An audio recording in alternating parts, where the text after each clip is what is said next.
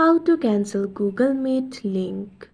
For that, you'll have to cancel the event from Google Calendar. Open the Google Calendar on your device. Make sure you're logged in to your account. You can see all of your events over here. Tap on the scheduled meeting.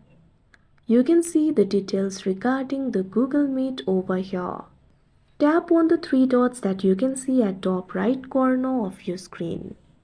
Tap on the option delete.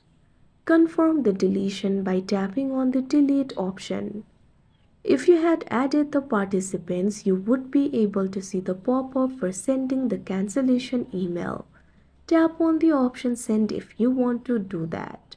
After that, the meeting will be cancelled. Like this, you can cancel Google Meet link. That's it for this video. Thank you for watching.